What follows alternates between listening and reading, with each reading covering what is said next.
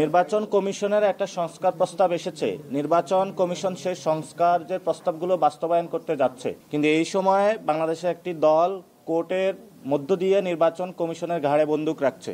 তারা গুন্ডাতন্ত্র করছে সেখানে, অর্থাৎ ছোট ছোট যে দলগুলো রয়েছে সেই দলগুলোকে কয়েকটা সিটের লোভ দেখিয়ে বাংলাদেশের রাজনৈতিক যে বহুদলীয় গণতন্ত্র সেটাকে তারা হত্যা করার উদ্যোগ নিচ্ছে।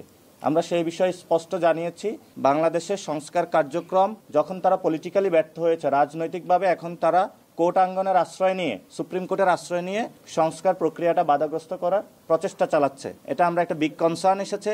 সেখানে আমরা আমাদের যারা লয়ার্স কাউন্সিল সুপ্রিম কোর্টে তারা গতকাল মুভ করেছিল এবং সে বিষয়ে তারা সেখানে কথা বলেছে এবং তারা সেখানে উপস্থাপন করেছে যে কি প্রক্রিয়া এই কাজটা করা হচ্ছে।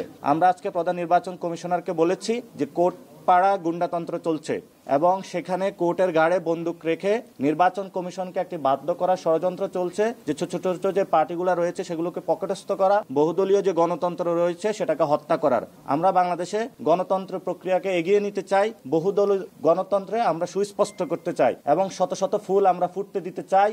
আমরা একটি ফুলকে চাই না, শত ফুল নিয়ে আমরা বসবাস করতে চাই সমাজে। এটা নিয়ে আজকে আমাদের বিস্তর কথাবার্তা হয়েছে। আরেকটি হলো যে গণভোটের মানুষ ওই যে যখন এটা পড়াকালীন সময়টা একটু বেশি যাচ্ছে এবং মক টেস্টে যেটা আমাদের এক্সপিরিয়েন্স এসেছে, যারা শিক্ষিত মানুষ তারা কিন্তু 4টা প্রশ্নই পড়তেছে এবং শেষে হ্যাঁ বা না তারা উত্তরে যাচ্ছে।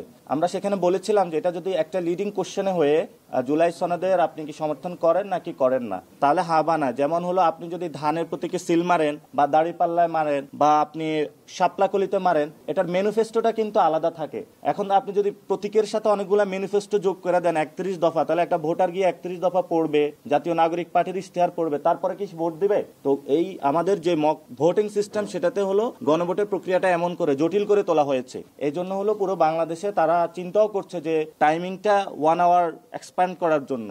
আমরা সেখানে বলেছিলাম যে আপনি যদি লিডিং কোশ্চেনে এটা দেন, জুলাই সনদে হ্যাঁ বা না বলুন, তাহলে এটা ইজি করার জন্য। এবং তারা বলেছে যে এটাতে সাংস্কৃতিক যে মন্ত্রণালয় রয়েছে তারা সেটাকে অনবোর্ড করতেছে এবং আমাদের যে তথ্য মন্ত্রণালয়। কিন্তু আমরা বলেছি যে আপনি 2টা মন্ত্রণালয় দিয়ে শুধু পারবেন না, জনগণকে এটার মধ্যে বড় আকারে অ্যাক্টিভ তাদের পার্টিসিপেশন লাগবে এবং সেই অ্যাক্টিভ পার্টিসিপেশনের জায়গায় আমরা সর্বোচ্চ সহযোগিতা করতে প্রস্তুত রয়েছি, যেহেতু একটা আমাদের নতুন একটি যুগে আমরা পদার্পণ করতে যাচ্ছি।